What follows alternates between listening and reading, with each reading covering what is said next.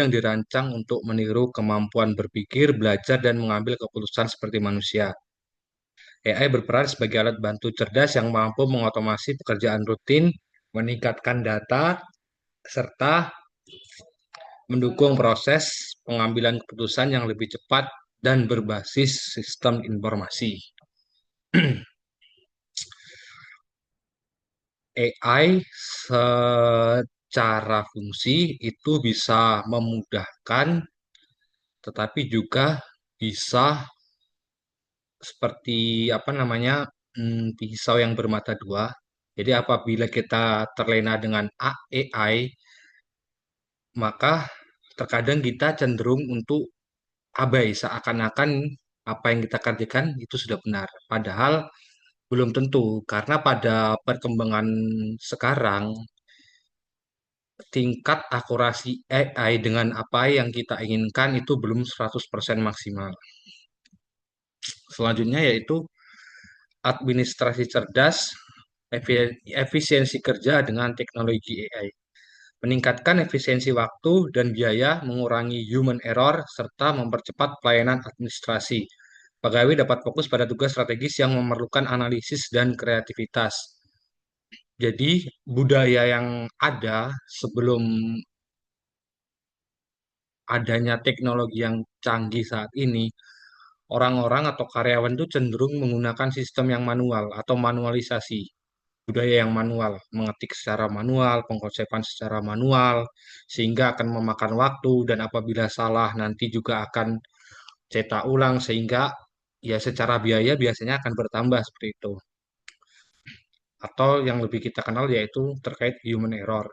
Nah, pada saat ini pemanfaatan AI untuk bidang administrasi, misal dalam contoh terkait persuratan, kita bisa menggunakan salah satu eh, fitur AI itu ada ChatGPT, Gemini, atau sejenisnya.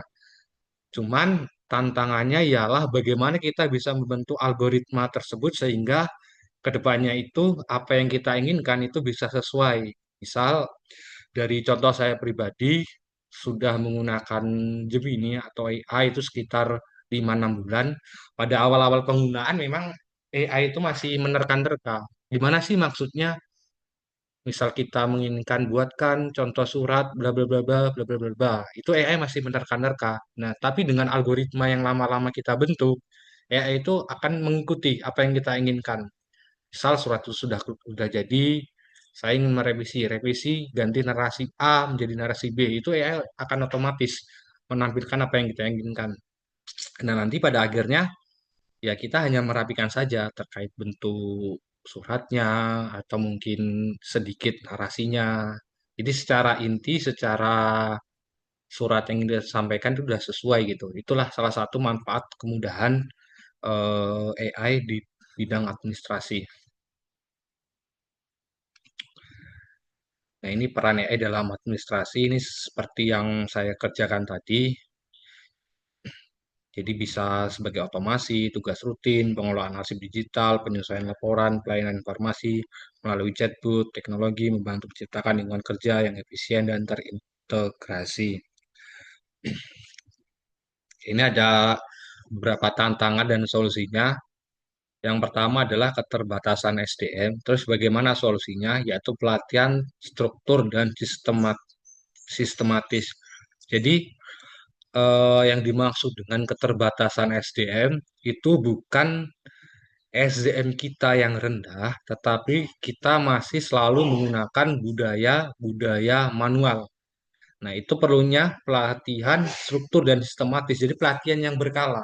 Bagaimana kita mengenalkan AI dulu, kemudian nanti mulai menerapkan dalam beberapa bidang pekerjaan, sehingga nanti pada akhirnya hal-hal yang memang bisa terkomputasi, ya bisa kita serahkan untuk penggunaan AI. Yang kedua adalah fixed mindset.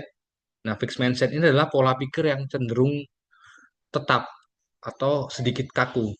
Bagaimana penerapannya adalah mengubah menjadi grow mindset atau pikiran yang lebih terbuka gitu. Jadi dapat menerima sesuatu yang baru. Yaitu seperti eh, budaya kita, budaya akhlak, jadi apa namanya adaptif. Jadi kita dapat eh, terbuka dengan sesuatu yang baru, teknologi yang baru, dan perkembangan zaman. Karena itu tidak bakal bisa terpisahkan, akan saling mengikuti. Yang selanjutnya yaitu budaya manual. Solusinya adalah digital culture atau budaya digital. Nah, apabila nomor satu, nomor dua telah terpenuhi, maka akan terjadi pergeseran budaya yang tadinya hanya secara manual itu bisa sedikit demi sedikit menjadi budaya secara digital.